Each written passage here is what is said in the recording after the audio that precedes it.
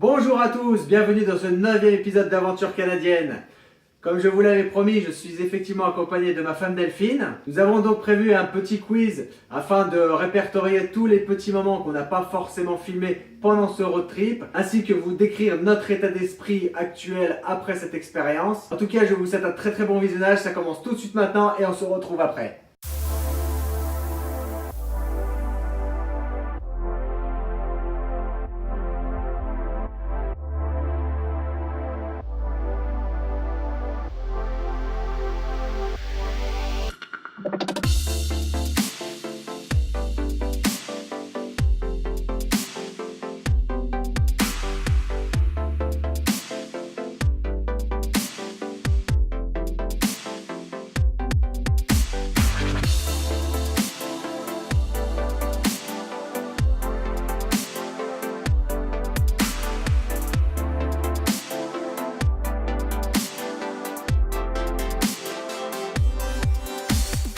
Salut à tous. Bon bah ça y est, on est arrivé à New York, à Manhattan exactement. Et j'allais dire que je vous avais dit que je vous ferais rêver. Je vous l'avais dit. Alors tous les jaloux, ils se mettent sur le côté parce que là je vais vous faire rêver. Toi t'es jaloux. Allez, tu dégages. Bon, alors on est arrivé dans une chambre, grande chambre. Alors, vous allez me dire, pourquoi s'emmerder dans une chambre à Las Vegas, pas chère, spacieuse, quand on peut s'emmerder dans une chambre avec un lit superposé, hors de prix, et sans place. Pourquoi se faire chier, franchement? Une petite vue, un petit panoramique sur la mer. La belle vue.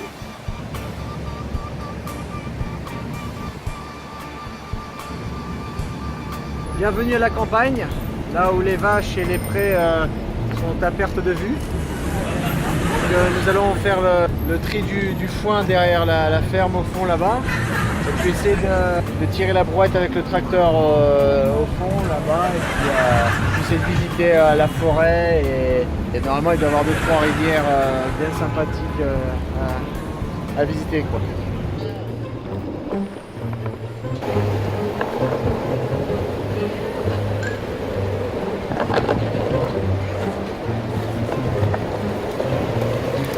Pas toujours évident de se frayer un chemin. Face à face. Bonjour messieurs les policiers. Times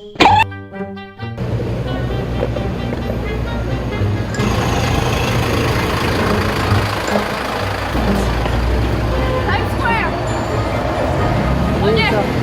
On est à Times Square, ça y est. Viens, passe là. Ça illumine de partout là, attention. Déjà en plein jour la luminosité des écrans, et bah j'ai hâte de voir ce que ça donne la vue.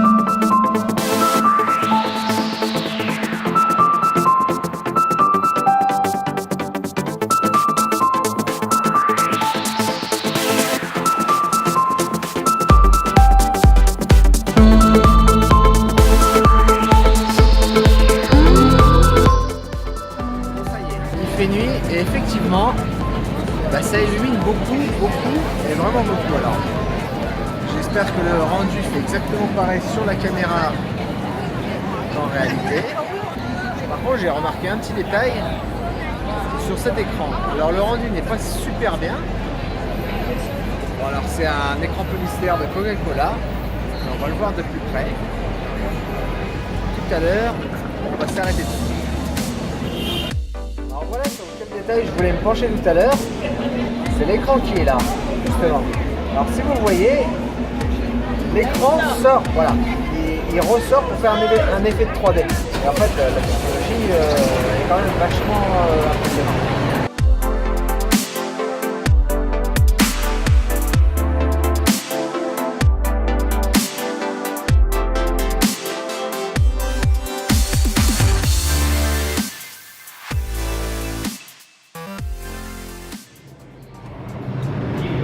Le métro de New York. Voilà, on y est.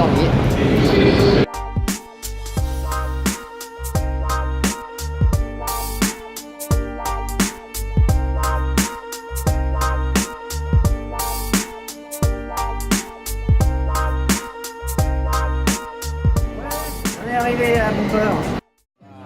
Petit bar de New York, pas loin de la café. Notre petite américaine.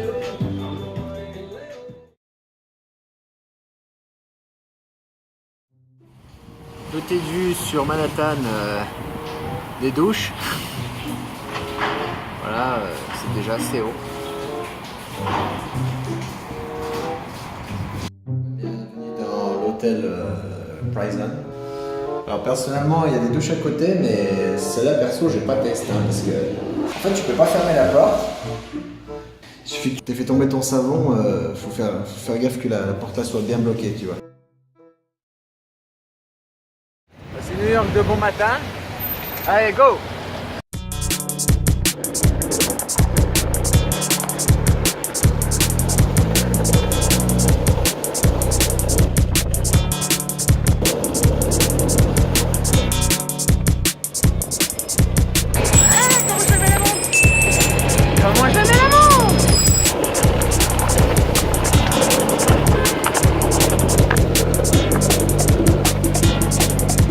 Ah, je t'attends!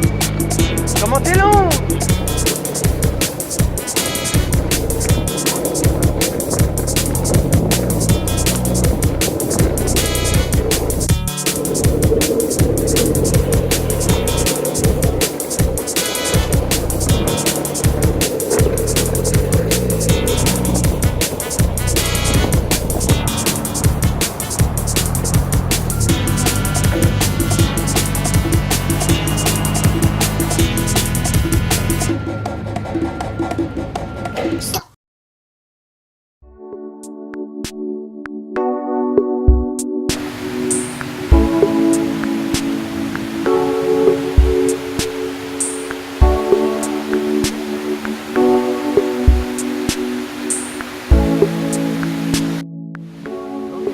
En arrivant là, on savait pas trop où est-ce qu'on était. Et on a appris qu'en fait, à cette place-là, il y avait le World Trade Center. Alors, une des tours, bien sûr, l'autre est un peu par là-bas.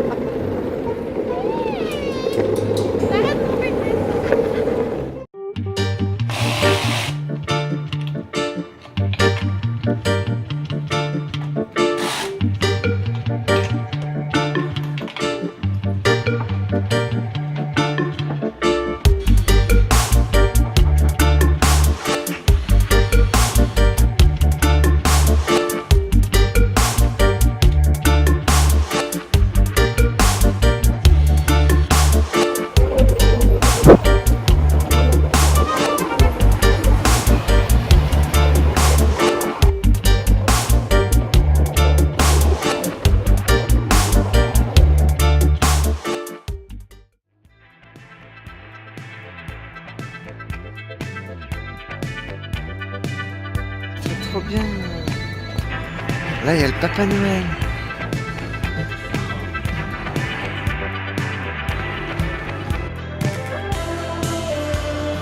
Ah, il y a du masque de Trump.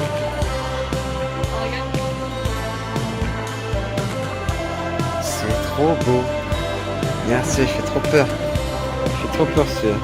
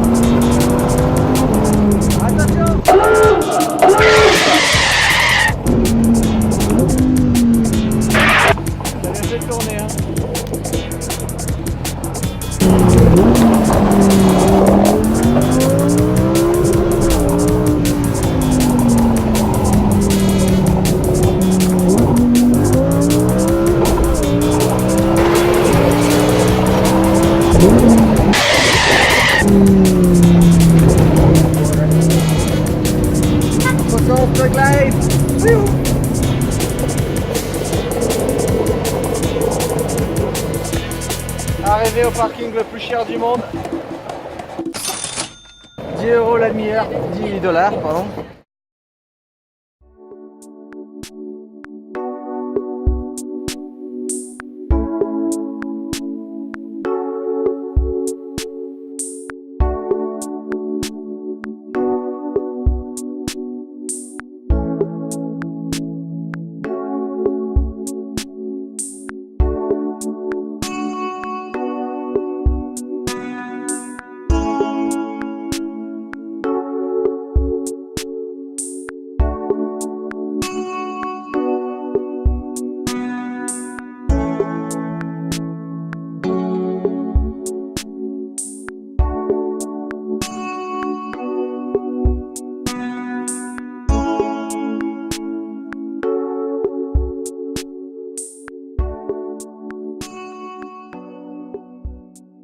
Et voilà, comme je vous l'avais dit, je suis toujours en compagnie de ma femme Delphine et nous allions justement faire un épisode spécial afin d'y faire le bilan de notre road trip 2017. J'explique. Le but c'est qu'en fait on a chacun une dizaine de photos. Il a pas vu les miennes, j'ai pas vu les siennes. Et on va voir chacun les réactions de l'autre quand on va voir la photo. Donc chacun tire les photos l'un après l'autre. Et puis le but c'est de parler un petit peu de ce que nous rappelle la photo. Une dizaine de photos chacun qu'on va s'échanger et puis voilà, qui nous évoquera forcément un moment qu'on se souvient, un moment particulier, et puis on vous en racontera ce qui en sort. Donc c'est parti, échange des photos. Oh, déjà comme ça? Je me rappelle ça, c'était en Californie. C'est tout juste quand on est arrivé en Californie qu'on essayait d'aller se laver dans une rivière toute perdue. Et moi je voulais pas y aller du tout. Il fallait descendre une colline comme ça, c'était pire que des escaliers. Du coup j'étais de super mauvaise humeur, je voulais pas y aller. Mais une fois que j'y étais, j'étais bien contente. C'est vraiment marrant de se baigner dans un endroit où il y a personne, tu te laves tranquille. Comme Adam et Ève un peu. Ah, c'est clair, pour une fois l'eau était chaude parce que, alors soit on se lavait au bidon, alors c'est vrai qu'on ne trouvait pas tout le temps des piscines municipales pour se laver. On avait forcément des fois le bidon où ça avait dans des eaux froides vraiment glacées, dans des lacs. Et là pour une fois on avait trouvé notre... Ouais. On avait trouvé l'endroit idéal, mais on avait quand même la petite crainte de se faire choper par un ours. Parce qu'on était vraiment... On n'était pas loin de la route, mais on était c'était quand même une bonne forêt dans la Californie de l'Est. Donc ouais, on avait peur un peu des ours, mais c'était un bon moment. Allez, à mon tour.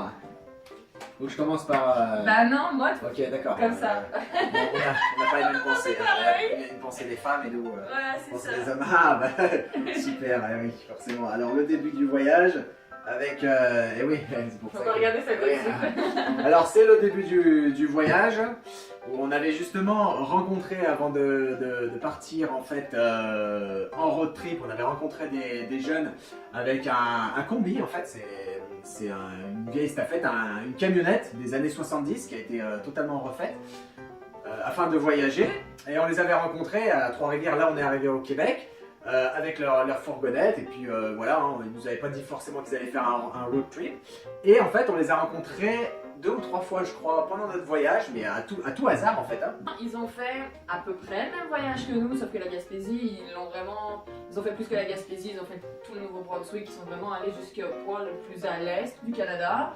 Puis après, ils ont fait comme nous, ils sont partis jusqu'à l'ouest, ils sont descendus en Californie. Et là, actuellement, ça fait quasiment 1 an qu'ils sont partis et ils sont toujours... ils sont passés à la Californie, mais ils sont autour de Las Vegas, par là-bas. Ils ont pas mal de problèmes avec leur combi, il faut le dire. Mais voilà, en fait, ils font à peu près le même chemin que nous, mais eux prennent vraiment beaucoup plus leur temps. Super marrant, accompagnés de leur lapin, lapin bolide qui est toujours dans le camion et tout. Donc on leur passe le bonjour, c'est trop de leur prénom, mais on leur passe le bonjour s'ils nous voient. À moi. C'est le premier soir où on est parti d'ici pour aller en Gaspésie. Alors on était motivés à cette époque, on sortait la tonnelle tous les soirs, on se faisait des petits repas, apéro normal. En fait c'était plus ou moins notre premier campement. On essaie de trouver un endroit où vraiment, voilà, idéal, où vraiment personne va t'embêter. Et bon, au Canada c'est pas ça qui manque. Hein. J'étais quand même un peu stressée que, je sais pas, le propriétaire du champ ou quoi vienne. Alors, pendant tout le voyage j'étais stressée de là où on allait dormir. Mais je me rappelle que ce soir-là, il y a eu vraiment un beau coucher de soleil. En parlant de coucher de soleil, au Canada ils sont tout le temps. Ouais, ils sont magnifiques. Ouais. Ah oui, alors... alors là, c'était à Vancouver Island. Alors, on avait de l'argent pour prendre une seule planche. Madame voulait à tout prix sa part du gâteau, donc elle a pris les trucks, donc là où tu attaches les roues plus les roues, et moi je prenais que la planche. Et en fait, le soir, on est revenu manger sur cette table et une bande de jeunes très gentils sont venus nous parler. C'était complètement incompréhensible, ils avaient un accent en même temps qu'on ne comprenait pas, mais ouais, très grand. C'est vrai qu'ils étaient vraiment pas méchants, mais c'était pas méchant, ouais. C'était tellement dur de les comprendre, puis on était là, puis on était mal à l'aise, puis on leur expliquait que on parle pas anglais, les gars, on sait pas comment vous dire ce qu'on veut vous dire, tu sais. Et puis en plus, leur présence, elle nous gênait, donc on avait comme un peu envie de leur dire partez, tu sais, vous êtes pas forcément la bienvenue, parce qu'il faut le dire, ils se sont en fait incrustés à notre table, ils sont arrivés, ils ont dit ah salut, ça va, patati patata, puis ils se sont assis avec nous, et impossible de les décrocher. Voilà, ils étaient vraiment pas méchants, mais on était extrêmement mal à l'aise. Et c'est vrai que c'était incompréhensible et c'était un grand moment de solitude. À ton tour. À moi. Ça, c'était une caisse. Tu me dis quand tu veux un indice. Bah, donne-moi un indice. Malade. Deuxième indice, mal au ventre. Troisième indice, Las Vegas. C'est à Las Vegas, ça? Et c'est que c'est un moment que je me rappelle plus. Ah ouais?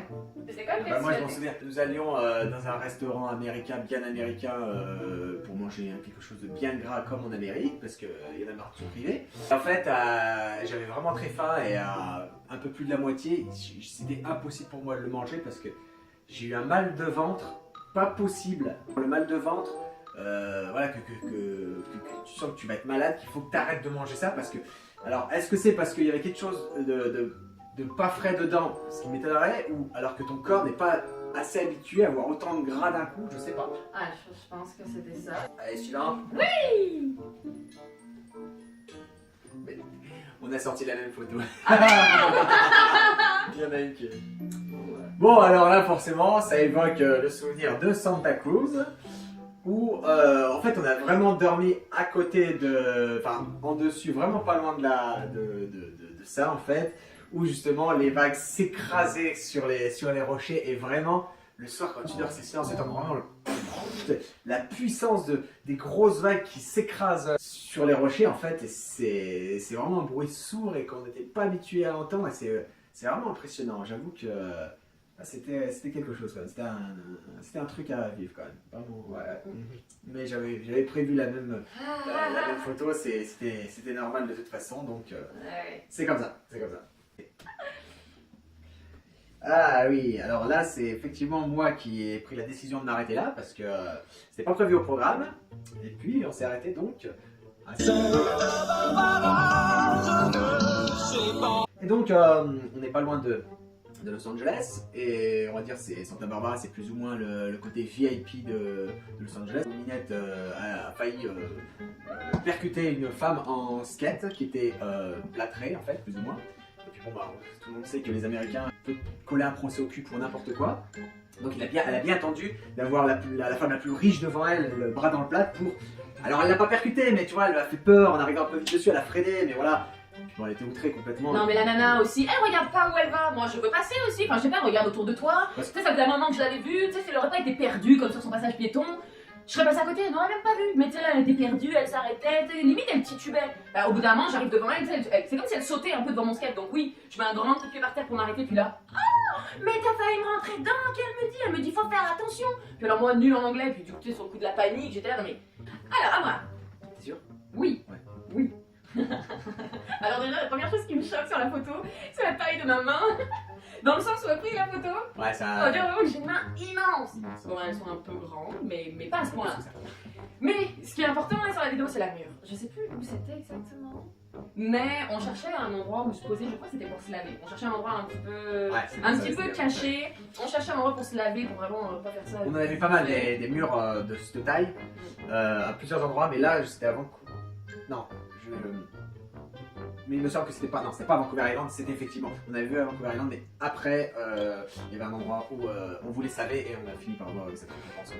Du coup, bon, c'est pas l'endroit où on s'est lavé. Je me rappelle que d'ailleurs, l'endroit où on s'est lavé, c'était un petit coin caché. Il y avait deux trois maisons là sur le côté. Il y avait des arbres derrière nous. On a quand même été tranquille pour se laver en maillot. Mais là, en fait, à ce moment-là, du coup, on a vu une mur, on a mangé une mur, on a vu deux murs, on a mangé deux murs. Puis on était là, puis on n'arrêtait pas de s'engouffrer, puis on s'est dit tant qu'à faire, donc on entraîne un peu. Ouais. J'ai pris un bol et puis j'ai rempli le bol, mais énorme. Et puis on n'a jamais bonne, mais vraiment très bonne. On n'a jamais vu des fruits aussi gros, c'était vraiment quelque chose. Ouais. Et puis en quantité impressionnante. C'est ça, ouais, c'était. Puis on était là, puis lui il partait là-bas, moi je partais là-bas, c'est celui qui allait avoir la plus grosse, puis des fois on était là, oh, celle-là elle est bonne, viens, goûte-la, celle-là elle est énorme. Il y en avait des moins gros, c'est qu'il y avait encore meilleur. Ouais, on était émerveillés. Il faut dire que. Depuis qu'on est arrivé au Canada, on est émerveillé par la grosseur de la nature. Autant pour les murs là c'est vraiment un bon exemple. Mais quand on parle par exemple des corbeaux en Gaspésie, c'est pas les corbeaux français classiques, c'est les corbeaux canadiens. Ils sont énormes. Les animaux sont gros, les arbres sont gros, tout est plus gros, tout est plus gros. Et là l'exemple de la mûre c'est vraiment un exemple, ouais, ça illustre trop bien. C'est vraiment un bon exemple. C'est vrai. Mais j'ai la main immense. Parce que ma main est pequeña. Ah, la fameuse. Alors, cette poutine-là. Ah Attends. Alors, c'est une poutine, mais il y en a eu plusieurs. C'est la poutine au cafard, celle-là? Déjà, c'est pas vraiment une poutine parce qu'il n'y a pas la sauce dedans. C'est une poutine un peu américaine. Ouais, c'est ça. Et justement, on était à Wendy's, donc chaîne de restaurant sympa, mais en fait, voilà, ce qui a rendu l'expérience beaucoup moins sympa, c'est au moment où on a vu en fait un, voire peut-être deux cafards longés sur la table. Et là, je te jure que ta poutine a vraiment plus du tout le même goût. Pourtant, j'avoue que sur le coup, c'était vraiment la meilleure poutine du monde. Mais voilà, t'es à New York, il y a du monde, c'est comme ça, ça attire des parasites et les cafards étaient omniprésents et nous a bien gâché ce moment merveilleux. Ah, t'as juste goûté en photo. J'avoue que t'as bien fait d'apprendre. Non, je peux plus. J'avais qu'une envie, c'est parti. Puis t'as envie de te gratter. Pour moindre truc, tu fais attention, le moindre truc qui t'effleure, après tu sais un cafard. Tu ne peux plus rester à cet endroit, c'est vraiment. C'est ça, c'est cool. Ah non, j'avais jamais vu de cafard de ma vie, je m'en reverrai. Ah, moi je l'avais faite, celle du début. C'était cool quand même, hein. Et moi, donc. La photo, on ne voit pas très clair. Ah oui, alors, c'est vrai, on n'y voit pas très clair, c'est ce fameux retour au Canada, retour au Québec, avec les grands bras ouverts comme ça, avec les arbres rouges. Justement, on revenait de New York, et puis ben voilà, on était parti en mi-juillet, enfin juin, on est revenu mi-juillet, on est reparti et revenu mi-octobre, et en octobre, ben, les arbres commencent à tous rougir, et c'est vraiment très beau, quelque chose de très beau. Et voilà, c'est annoncé une fin du voyage, une très bonne fin du voyage, et une nouvelle aventure qui commence. Ça. Surtout une nouvelle aventure, moi je tiens à préciser par rapport à cette image, c'est que moi perso quand on est arrivé ici, je me suis dit mais qu'est-ce que je fous là? Pourquoi j'ai fait ça? Pourquoi je suis venue ici? T'es loin de tout, tu connais personne, t'as pas vraiment d'endroit où habiter, tu fais un peu du jour au lendemain, c'est une nouvelle expérience. Puis j'ai pas senti la première fois qu'on est arrivé au Québec, qu'on a pris l'avion, que voilà on est arrivé sur le continent, j'ai pas senti cet accueil du Québec, j'ai pas senti cet accueil du Canada, je me sentais pas vraiment très bien. On a fait tout ce voyage qui des fois était bien, mais des fois c'était assez dur psychologiquement parce que t'as quand même pas de maison à toi, tu sais pas où tu seras le lendemain, tu sais pas quand est-ce que tu vas rentrer, t'es quand même sur le territoire américain, t'es quand même touriste, t'as pas trop le droit à la connerie, puis tous les soirs quand on dormait dehors on se coûtait quand même 2000 $ d'amende, faut le dire, parce que t'as pas le droit de faire ça. Puis en fait on est parti de New York c'était génial, mais on est parti de New York, puis on est arrivé au Canada. Et là j'ai senti qu'en fait le Canada il nous disait bienvenue au Québec, bienvenue chez vous. Ouais, Et là, ça nous a rassuré un peu parce que c'est vrai qu'on se sentait vraiment bien par rapport à la beauté. Puis après une aventure comme ça faisait du bien de sentir bien à peu près chez soi. Parce que, on rentrait à la maison. On rentrait à la maison et là, même réellement, si on c'était n'était notre pas maison. vraiment. Même si on n'était pas vraiment, mais c'est vrai que voilà, c'était le début encore une nouvelle aventure qui allait se préparer et qui continuera d'ailleurs sur la chaîne. Ouais. Non, vraiment, je me suis sentie libérée quand je suis revenue parce que quand on était à Las Vegas, on va pas se mentir, moi j'ai eu envie de rentrer. Enfin, j'aimais tout ce qu'on faisait, mais c'était quand même assez dur pour moi. Il y a quand même très peu de confort, même si on s'en est quand même bien sorti au niveau du confort. Mais il y avait peu de confort, puis on parlait à peu de monde parce qu'on parlait très peu anglais, puis on roulait beaucoup, puis il y avait des choses tannantes, pour le dire. Puis voilà, quand je suis arrivée ici, ça a été la délivrance. La délivrance, on rentre à la maison nous ouvre les bras, alors c'était pas réellement chez nous, mais on a senti comme le Canada notre maison, puis revenez à la maison, vous êtes chez vous, puis ouais, moi j'ai aimé ce moment, c'est vraiment le...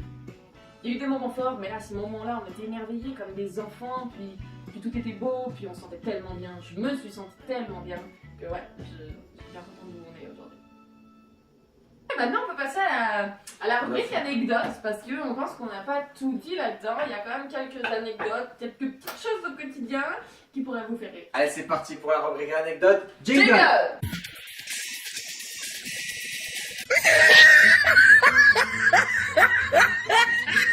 Alors, si c'était vol de vélo à San Francisco. Ah ouais.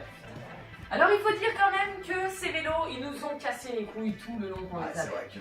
Parce que la glacière était dans le coffre, parce qu'elle était branchée à la prise électrique, entre guillemets, enfin, à la une cigare. Une cigare qui est dans le coffre. Qui était dans le coffre, et du coup, à chaque fois, on voulait pas enlever les vélos pour ouvrir le coffre, parce que c'était un petit peu chiant, donc Teddy soulevait tout le coffre avec les vélos par-dessus. Avec les vélos, donc ça faisait lourd, et en attendant qu'elle cherche, toi t'es comme ça. Ouais, et puis moi, je trouvais jamais rien. C'est ça qui nous a fait chier plus qu'autre chose, mais on était contents de temps en temps de les avoir quand même. On était contents de temps en temps les avoir quand on voulait faire genre qu'on arrivait dans un camping, genre c'est notre camping, on arrive, on se lave, on repart en vélo, ni vu ni connu. Pour ça c'était génial. Mais dès que tu voulais faire une aventure vélo, vraiment vélo, impossible. Tu changes pas de vitesse dans les montées, tu changes pas de vitesse dans les descentes, le vélo il te fait péter un câble, les roues elles sont pas droites, rien n'est droit, rien ne fonctionne sur le vélo. Quand on a connu les vélos qu'on avait en France, après ça, tu peux pas vraiment apprécier ce vélo. Voilà. Donc, le jour où ils nous les ont volés, Teddy il arrive et puis je me dis, ouais, quoi? On nous a volé les vélos. On n'était pas vraiment déçus, honnêtement. Moi j'ai dit, bon bah, c'est pas pire que ça. C'est pas comme si on s'était dit 3-4 fois avant d'arriver à San Francisco. Ça serait bien qu'on nous les pique ces vélos, tu sais. Ensuite, moi j'ai une petite anecdote de Teddy à Yellowstone. Teddy qui saigne du nez à Yellowstone. Grosse panique. Grosse panique parce qu'en fait à Yellowstone il y a énormément de souffle qui ressort des gisements. Et en fait Teddy est assez sensible du nez. Et un soir il s'est mis à pisser du nez. Mais pisser du nez, j'ai paniqué, vraiment j'ai paniqué. Parce que j'étais incapable de savoir où était le premier hôpital, j'étais incapable de demander à quelqu'un où était le premier hôpital, quels sont les soins à faire, je savais pas. Je savais pas, il y avait du sang qui s'étalait de partout, je savais plus quoi faire. Ouais, on prenait des mouchoirs, ça voulait pas s'arrêter, puis à peine je refrottais, j'enlevais un petit. Voilà, ça s'est mis sans arrêt. Et puis c'est vrai, voilà, quand il arrive quelque chose dans ces moments-là, le moindre truc peut prendre des ampleurs parce que t'es pas chez toi, t'es pas à côté de chez toi, tu sais. Je sais pas comment faire, puis on était plus deux, j'étais toute seule, s'il y avait quoi que ce soit, bah, il était encore conscient, mais s'il commençait vraiment à avoir quelque chose de grave qui perdait tout son sang, ouais, j'aurais été toute seule, puis je sais pas comment j'aurais fait. Bon, elle a eu plus peur que moi, ça. Oui, j'ai eu pas mal peur. Bon, par chance, ça s'est arrêté, ça s'est calmé, ça a bien foutu en l'air la soirée. Mais quand même on était rassurés parce qu'après ça allait mieux, mais du coup on a passé tout le reste de Yellowstone avec un bandana sur le nez. Quand on voit les photos avec souvent un foulard sur la figure, c'est pas parce qu'on a passé Taliban ni... Non mais il faut savoir que Yellowstone c'est hostile. C'est magnifique, vraiment magnifique. Mais attention c'est la nature la vraie, vraiment. Attends. À moi. Alors, le premier réveil police. Non. C'était... Alors c'était... Je te laisse raconter Ouais, je peux raconter un petit bout. Ah c'est mon tour, c'est ok, raconter. Ok. En fait, ouais, on raconte un petit bout. C'était donc première fois aux États-Unis dans les débuts. On a passé la frontière des États-Unis, pas loin de Buffalo. D'ailleurs, Buffalo est une ville très... Move, bitch, get out the way, get out the way, bitch, get out the way. Ouais, tu vois vraiment les gens tatoués sur la gueule et tout. Enfin, tu vois, ils ont pas les têtes de seins, c'est très très pauvre. Dans la nuit même, j'ai vraiment entendu des coups de feu dans la nuit, des sirènes aussi de police et tout. Et on est bête parce que c'était notre première expérience. En fait, on s'est garé, mais comme tu gares n'importe où dans l'herbe, quoi. Et voilà, par la suite, on a découvert qu'en fait, le mieux quand tu voulais dans ta voiture, c'est de se garer là où les autres voitures se garent, à côté d'elles, en rampe, pour pas se faire remarquer comme si c'était une voiture garée comme les autres. C'est tout, alors que là on s'est vraiment garé comme des campeurs, comme on dit au Canada, parce qu'au Canada tu peux vraiment, voilà, c'est vraiment plus la nature, tu te feras beaucoup moins embêté par la police. Alors que voilà, on s'est fait réveiller à 3h du matin à peu près, donc le temps que tu mettes ton caleçon, que tu expliques, alors que ton cerveau se réveille pour parler anglais, parce que le matin je suis pas anglais. Ah non, pas du tout, moi non plus. Déjà que j'ai du mal, mais encore moins le matin. Moi, grosse panique, puis il demande des comptes, le flic il demande des comptes, on n'a pas rien fait, parce que voilà, ils ont simplement demandé de bouger, mais c'est quand même extrêmement stressant. Ah, super moi! Il faut savoir qu'on passait 50% de nos repas dans les fast-foods, mais pas juste pour faire les gros américains, non, parce qu'on n'avait pas de Wi-Fi aux États-Unis. C'est-à-dire qu'on ne pouvait pas rester sans dire à nos parents tout va bien. On était obligés au moins une fois tous les 2 jours d'aller dans un fast-food pour prendre le Wi-Fi. Donc déjà à l'époque on faisait 3-4 fast-food pour être sûr que le Wi-Fi fonctionne. Et puis on y passait 2-3 heures à peu près. Parce qu'on n'avait pas de télé, on n'avait pas toutes ces choses-là. Ouais, donc pour télécharger pour le soir des petites émissions, des trucs pour pouvoir regarder, pour faire nos itinéraires aussi, parce que on n'avait pas de puce téléphonique provenant des USA, donc il fallait bien télécharger notre itinéraire parce qu'on ne connaissait absolument rien de là où on était. Donc on utilisait tous les fast-foods et on s'est quand même très bien débrouillé à arriver à se connecter en Wi-Fi. Et c'était long. C'était long et puis tous les fast-foods n'avaient pas le même débit. Et il y en avait qu'on n'arrivait carrément pas à se connecter, donc il fallait changer encore de fast-food, c'est pas exactement. Ouais, on choisissait à la fin nos fast-food en fonction de leur réseau Wi-Fi. Ouais, mais ça nous permettait d'appeler nos familles. Moi je me rappelle que j'appelais ma soeur, donc il était 9h du soir chez nous, puis il était 6-7h du matin chez eux, donc moi j'allais me coucher, puis ma soeur elle se réveillait, c'était marrant, ça permettait de se contacter un petit peu, puis elle pouvait faire le message à nos familles que tout allait bien. Parce que on n'est pas toujours forcément rassuré de savoir qu'on faisait les hippies aux USA. C'est sûr. Donc, mais ouais, tout s'est quand même vachement bien passé, mais on passait pas mal de temps dans les fast-foods, donc on a un peu pris du cul. Mais voilà, c'était pour la bonne cause. C'est sûr. J'ai une petite anecdote, justement en fait encore, je parle de Saskatchewan et la première fois on est tombé, en fait on avait pris un petit chemin pour bifurquer parce que j'avais besoin de faire la vidange de la voiture, bien sûr où j'ai fait ça propre. C'était pas en Saskatchewan. C'était pas en Saskatchewan. C'était après Twin Falls. C'est la réserve indienne. Il y avait une Ah, réserve d'accord. indienne. Moi, j'ai douté, je voulais sortir quelque chose de là-bas. Ouais. Mais oui, c'était après Twin Falls. Donc après Twin Falls, comme on vous en a parlé tout à l'heure, c'était effectivement une réserve indienne. Je cherchais un endroit où faire ma vidange, donc voilà, j'avais le bidon, j'avais tout ce qu'il fallait pour recycler, pour des contenants, des contenus. Et en fait, j'ai trouvé une espèce de carrière où j'ai pu faire un trou sous la voiture pour pouvoir faire la vidange et laisser aussi l'huile, parce que eux ils ont des machines et ils savent quoi, donc voilà, ils savent comment recycler l'huile, donc j'ai pu refermer l'huile dans un bidon pour leur mettre, eux aller forcément la recycler et pas l'acheter dans la nature. Et en fait, pendant ça, on commence à entendre de la musique forte, comme des tam-tams et tout. Et puis on commence à regarder comme des tentes en géant.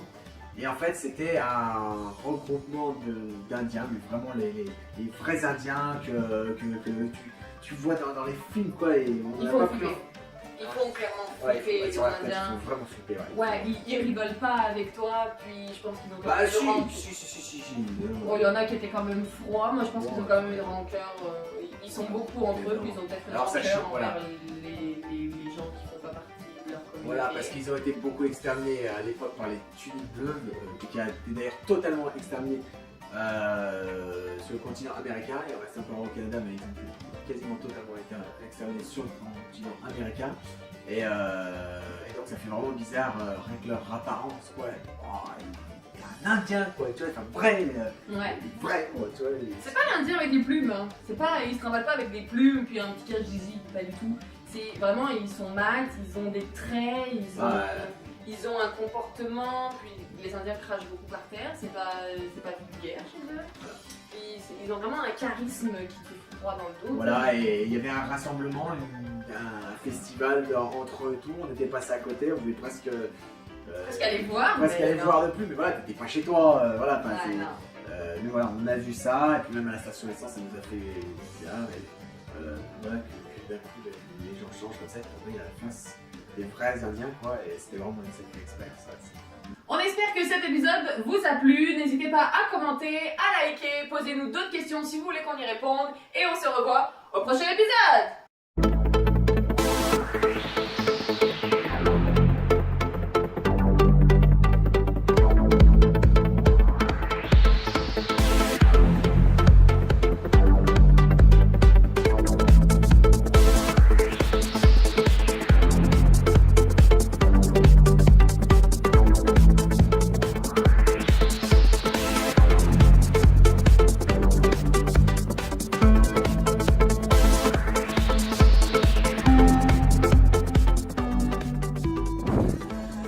Ah ouais.